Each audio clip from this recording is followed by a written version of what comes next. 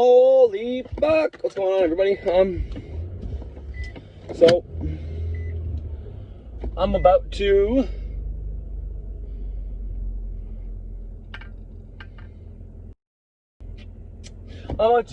play an older podcast that I did in September of last year. So a year ago from today. So I was about to say, like, not that long ago, but no, it's October now. From October to September is a year, right? Like September 20th to September 19th of the following year is a year.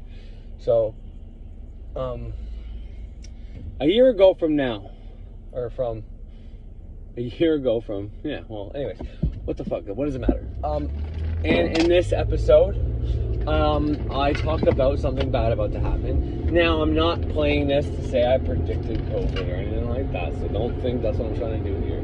I said multiple times before this in the summer, a bunch of times, that I knew something bad was coming and I just didn't know what, but I felt like something big was in the air, which at the moment I have the same feeling. Again, it seems like every fall feels like there's something big in the air, and you know, some people might say, well, it's just Scorpio, going into Scorpio, this, that, and the other thing, and maybe they're right, maybe that's what it is, I don't know, but what I do know, so I want to make sure you're hearing me.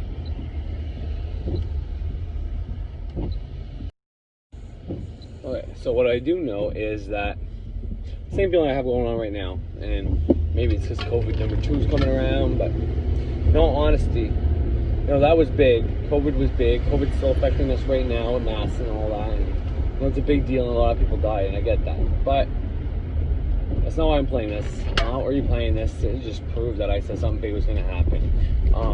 In this thing, I talk about 9/11 and, you know, how the people that died in 9/11 have never been avenged and never been, you know, gotten justice from anybody. You know, the fake narrative maybe, but the real narrative not so much. And we don't know the real narrative and all that. And that day has come and gone this year, and I know, at least around me, there was nothing said about it, no remembering them or whatever. You know, maybe people did it as jobs for a minute or two, but you know, it's just sad when you come and think about that stuff.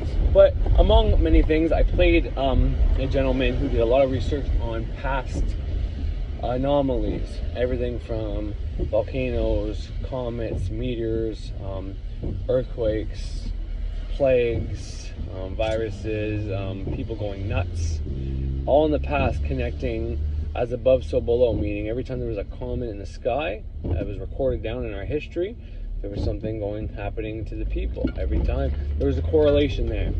So, and I made this video, and there's a bunch of information prior to it too, and then after the dude does this whole Christian apocalypse thing at the end, which if you stay tuned for the whole thing, I come back on at the end and I speak about it pretty, you know, how I get kind of ranty and sometimes get a little arrogantly assholey and tell people, oh, if that's you, get the fuck off my channel. Well, that kind of attitude. So if you manage to stomach it all, or you know, are listening to it after the fact, then just fast forward that part, because I make it very clear during this that I don't want anybody to take on his point of view, his programming, his Christian apocalyptic bullshit programming that he's trying to pass on. So definitely don't do this part this time around again too. But you know, I was listening to things today, and you know, I always ask myself, okay, well, what should I listen to? And I'm gonna be quite honest, a lot of the time it tells me to listen to my older stuff, and I don't always do that because I don't always want to listen to older stuff. I feel a little vain re-listening to my stuff, like I think I'm the smartest guy in the world, or I can get my own enlightenment from listening to myself. But you know, I do come to these little realizations when I do that. But anyways, and then at the same time, I was told to record this and play this on here again. So I'm going to follow that gut instinct and intuition and replay this on my podcast once again, just taking up space for nothing, just so I can bitch about it after when I got no more space and I can't make a podcast. But the podcast is doing very well right now. I'm making more money off my podcast than I ever had before, and I'm really enjoying that. And why is it so shitty looking? Anyways, I'm really enjoying that, so I really appreciate that. Once again, this is not the point. It was not to make money. It was to simply put out what I know, because that's what my mentors told me to do. But, you know, so I'm going to play that here for you guys in a bit. But first, I'll talk about a couple things just to, you know, add to the show, I guess, so it's not completely old information. Alright, I was out of cigarettes, and now I just picked up a carton of smokes off Mum. That's what they look like. 200 smokes. $15. Can't go wrong with that shit. And once again, people are like, what the fuck? You can manifest some money and he's not even buying good smokes? What the hell? Well, my kids come first. What can I say? That's just the way it goes here with the LeBlanc family. They get everything and I get the native smokes. But in all honesty, I gotta quit. So this is as it is. So, to talk about today. So real briefly before I get into the show, I guess. In this episode, I hit on many things, and one is how easy it is to start a conspiracy. Two is obviously is to not. These are like sub things I want people to get, not maybe the main focus, but sub things, because I go into a lot of conspiratorial shit that was happening at the time. This is before COVID. And I just want to. I like showing that before COVID hit last September, it was just the traditional conspiracy things like chemtrails, like flat earth, like did we go to space? One of the things I play on here is an interview with a guy who ended up getting murdered. He was a scientist, a nuclear physicist, I want to say, but some kind of physicist was his direct title. And he said it was right before the moon landing or going to the moon. And the guy interviewing him, because he's talking about the moon being plasma, you can't land on the moon. And then the guy's like, the guy interviewing him is like, well, the Americans are about to go to the moon. He's like, no, that's impossible. It's never going to happen. It wasn't long after that this guy got killed. So that got kiboshed. And this is played on there. And then the guy who is the main part of my show, like I said, he's got Christian programming or programming in general that, you know, something bad is going to happen, Age of Aquarius and all this. And, you know, one of the things I want to let you listen to is when he starts going through the dates of all the things happening, like he'll be like 1500 or 1800 or 1600 or whatever the date is, cosmic activity in the sky, and then he'll be like malaria or people going crazy or the entire United States is frozen or whatever the case is. The whole, I mean, it's crazy when you know this stuff has happened in the past and what we could be dealing with. And the reason I play this is because I knew something bad was going to happen and I didn't know what level it was going to happen at. I didn't think it was just going to be a simple virus, but in the sense of plague, we call it a virus, but this could be more like a plague. And I go into a hypothetical scenario of 9/11. So first I say September. In French, the word sept is 7. And 9/11, well, when you take the 9 and you minus the 2 ones, it makes a 7. And that's all Saturn's number. And I said, that hypothetically, if there is an elite group out there that wants to follow the Georgia Guidestones and kill people so that we are in perpetual balance with nature, because they think some sky god's going to come and tell us we're fucking up. If they wanted to sacrifice a bunch of people, then how would they do it? And this might be what they did. And the reason why I chose all this information and do it like this was simply just to say that I don't know how to say this without sounding like a prick, so I'm really trying to choose my words wisely here, because I don't believe that's what happened. I don't believe that's what happened at all. I don't know what happened.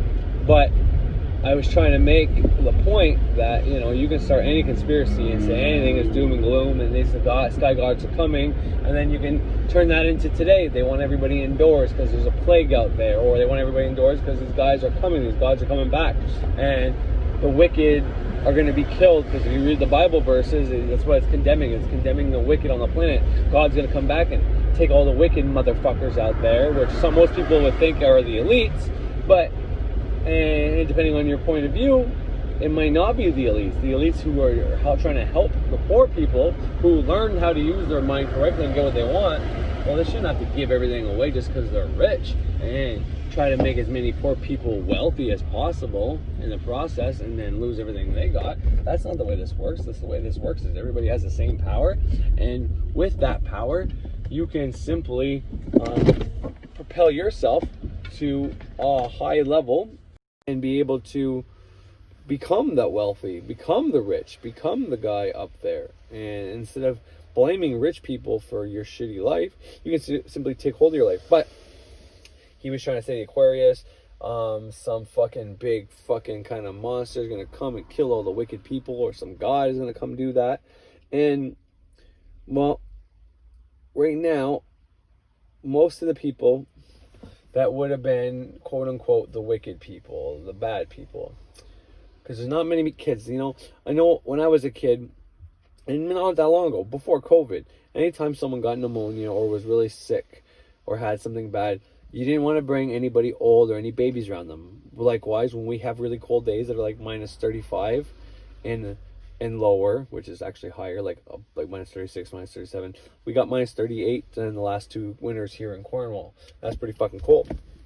I mean, probably not for the Yukon, Northwest Territories, or like Alaska, but for us, it's pretty fucking cold. Older people and younger people aren't supposed to go out because they're not prepared. Their bodies aren't been around long enough, or they're too frail. But for some reason with COVID, it's only the elderly that are being killed. And I know this is going to sound bad and insensitive because not every elderly person is a monster. But most of the older people that would have been, you know, the guys who were, you know, who ruled the world, the Illuminatis or whoever, who would have been an older crowd. Well, those are the people that die from COVID, or the older crowds, you know. From 40 to 50, it's a small percentage of people that died. From 30 to 40, it's an even smaller percentage. In fact, it's the same percentage as the 20 to 30 group. Well, the last time I looked at it, that could have changed now. But, and then the lower you get, the more innocent you are, the less likely you have of dying.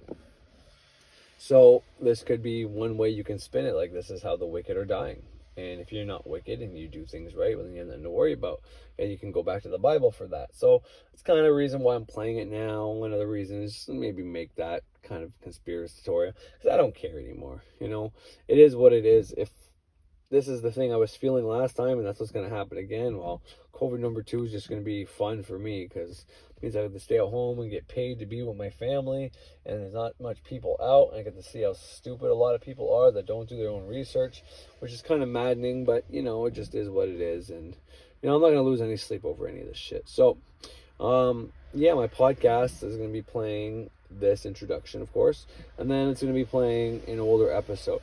Now, some of my beliefs have changed from that episode. Like I said, we don't all have to ascend to get off this planet. Whoever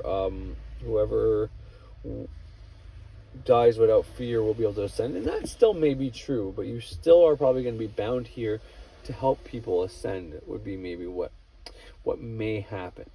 But because now, it wasn't so long ago that I wrote that we all have to evolve together, because we are all one. So if we are all one, if you believe that program and that we're all one, then all of us, whoever is incarnated at one time, have to ascend at the same time, which seems kind of hard to do and unlikely if you're a kid. You know, you're not privy to this knowledge, but a kid is programmed by their parents, so their parents believe in it and the kids will follow. So it's not that much of a stretch, but point is, there's some little changes in my belief system from then till now. So if you think like, well, I didn't think this guy believes in this, it may not be the case. I might have different beliefs now. I'm just playing this is a year ago. So another thing you'll be able to see is the change, the transformation from what I used to believe and what I don't. So anyways, the podcast will be on Spreaker live very shortly. If you're seeing this video on YouTube, because it's going to be the introduction as well. But if you're seeing this video on YouTube, this is going to be live on Spreaker shortly. And then once it's done live on Spreaker, then this video will also be on YouTube. So you'll be able to check it out there as well. You'll be hearing this part again, of course, in the beginning. But you'll be able to fast forward it throughout, so you don't have to listen to the program crap from the dude. But anyways, yeah, hope you enjoy it. And as always, well, first of all, thank you. I'm grateful for everybody tuning in. I hope you listened to yesterday's episode. I'm putting this out here just to have an episode out here, but this way I can work on my love spell number 2 things. I don't know. Like I said, I might not even put that love spell episode out. I don't need to do love spells, so I have a hard time teaching something that I don't do. So all I can do is hypotheticals with the words and the things I've done. So if that is interesting to anybody, then that's what I'll do. But it'll simply be like, okay, well, if I was to do a love spell, this is how I would do it. I would find the traits of the person I want. I'd write them all down, and then I'd work it into, I am so grateful that I have my life partner. I found my life partner, that I'm sharing my life with my life partner in our house together, in our car together, and we have this many kids together. All the things you want, that you think you really truly want, is what you should cast for.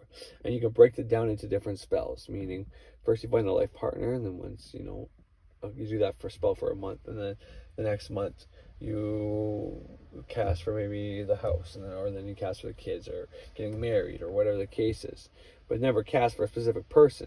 And then I would be going through just the ways of doing that. So the first ways I did magic, which is all in the beginning episodes of my podcast it's all on YouTube as well. You just have to go all down to my oldest to newest videos, maybe, instead of newest to oldest videos. And I'm going to give you all that information. You got to siphon through it. So it might be easier for me to just do this episode, and maybe I can just simply say it's just a magic episode in general, how to do magic for specific things, and you just take out, casting for these specific attributes of a person, for money, for health, for healing, whatever, and then it'll all work. But when it comes to healing, use Archangel Raphael Sigil if you believe in the archangels. If not, Jupiter can help with that, or at least for protection. But anyways, so I'm still going to work on that. But if it doesn't coherently come out well, because I feel like I'm faking too much because I've never done love spells, well, then I probably won't make the episode. Just set that intention right now. But anyways, thank you for everybody for tuning in. I really appreciate it. You don't need to subscribe. Something I meant to talk about a while ago. Maybe we can talk about it real fast right now. But Thunder Wizard, a couple episodes ago, made an episode about some girl did a rune reading for herself to work with some guru, some teacher. And he said it's a bad idea for many reasons. And a lot of that information was bang on, I think, valid, and some things I never even thought about.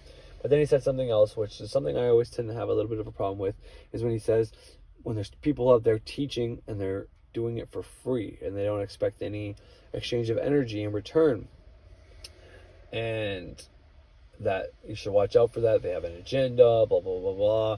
And he uses a psychiatrist as a great metaphor, by the way. Great metaphor, how a psychiatrist can't have a personal relationship with his clients because, and he even says something about whenever someone gets mad at him and no longer looks at him as a friend or a teacher or somebody that they wanted to impress, then they can actually get down to work, which is absolutely great information, something I never even thought of either, and I think it's bang on. But the only thing I disagree with the whole that is, and it's probably because I'm looking at myself as a semi-teacher, but at the same time, I'm doing this because it teaches me as well at the same time. And I think kind of like a lawyer, kind of like a doctor, kind of like a lot of different professions, you do have to do pro bono work for a little bit.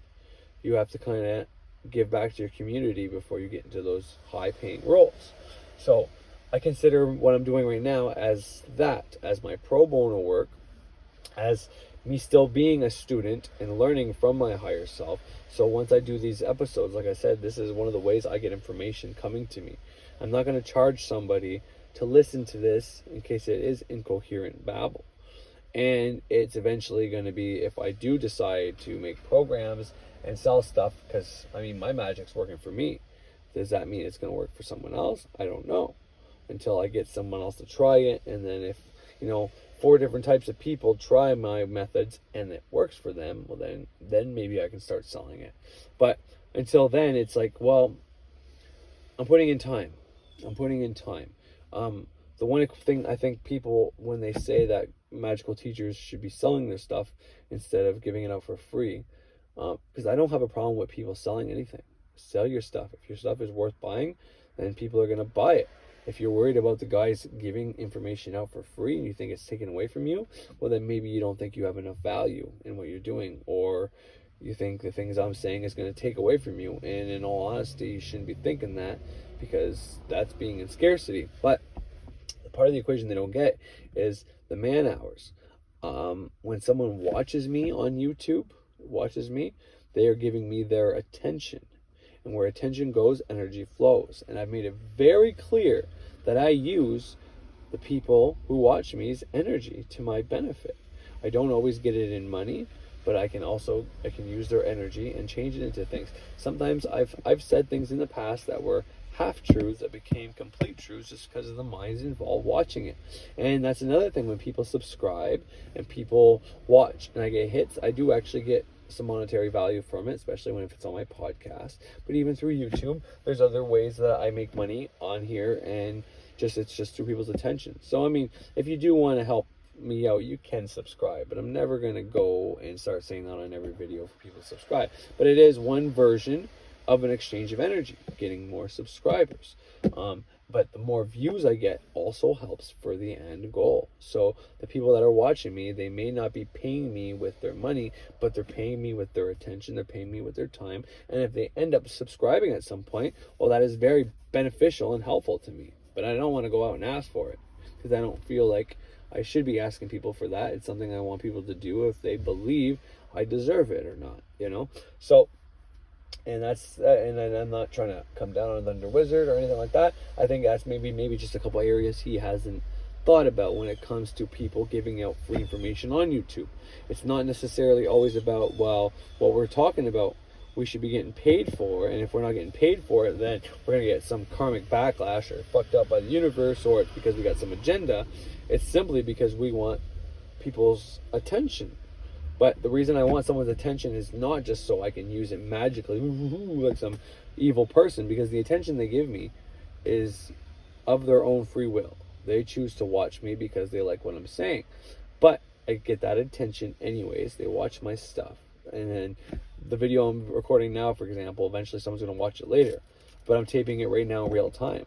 Do I notice when they watch it? Well, there's probably a way I could, but for the most part, no, I don't know when people watch it. I go on in my YouTube studio, or the next time I turn on YouTube and I see that I got 4 views or 8 views, or if it's something like one of my videos, it wasn't even one of mine, it was something I taped off of, I think, Ralph's Smart video. That Greek doctor got like 230 views in the first fucking day. I never get that kind of views, you know what I mean? But if I ever have, that to me is a type of payment. I use that energy. I know how to manipulate that energy. And if someone was to say, well, that's just bullshit, he's just saying that, well, it's like, well, then you don't understand magic, or at least not the magic I do, because I know how to harness that energy.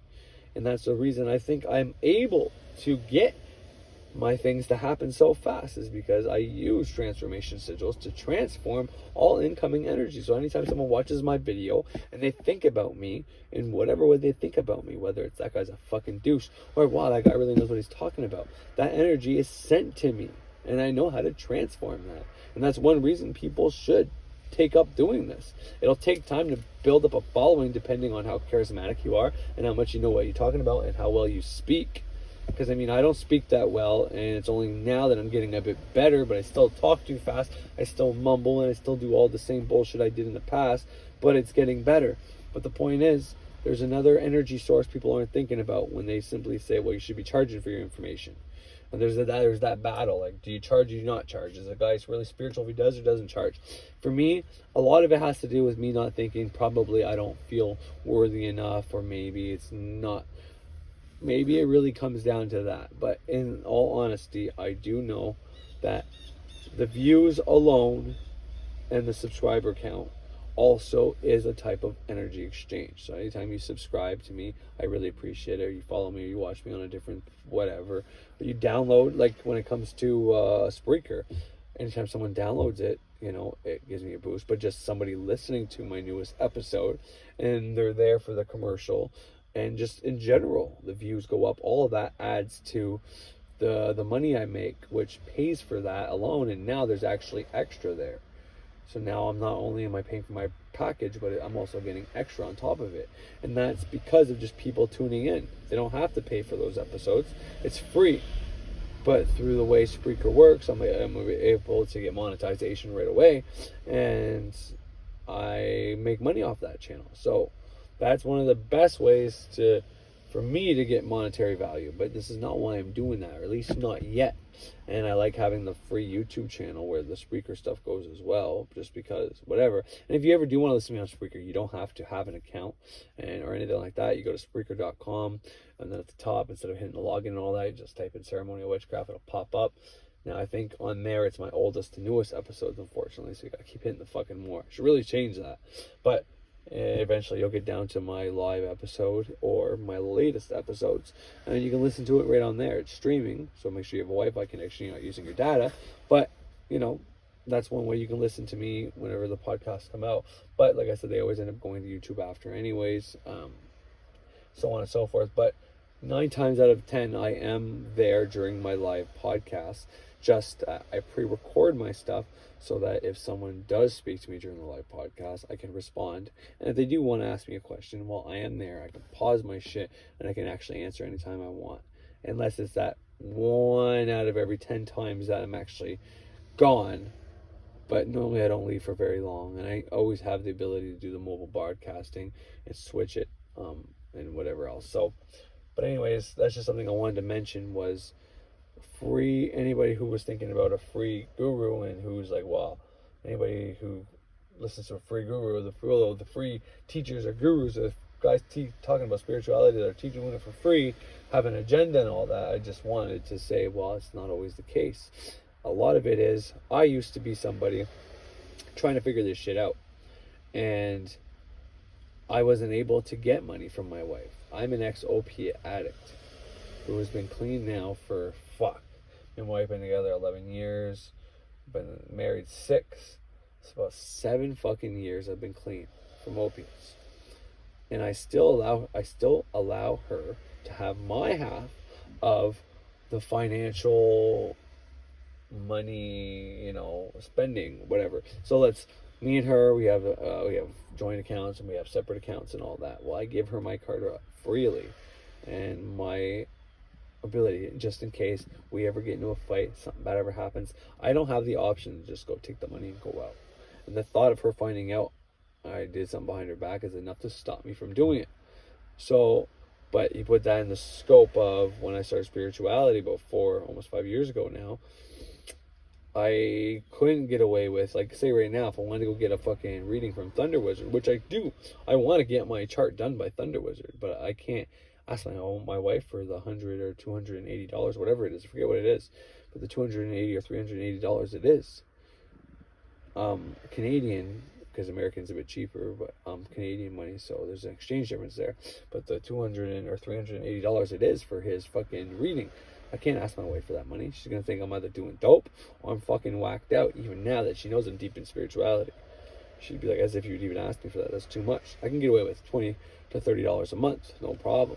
That's what I used to have to do for my podcast.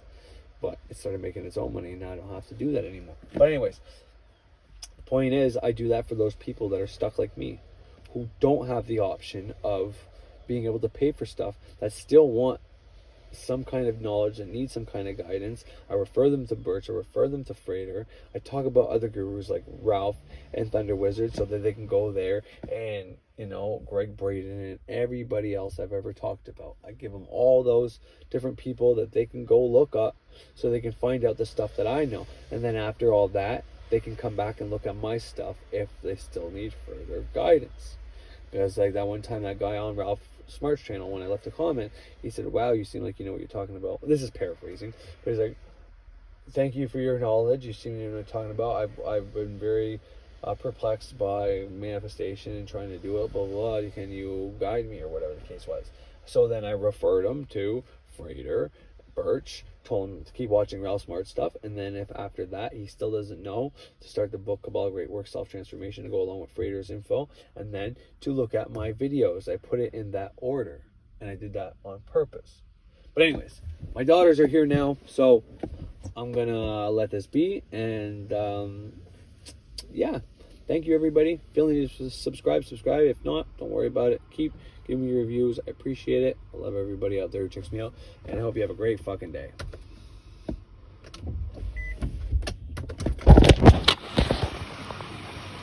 Hey girlies.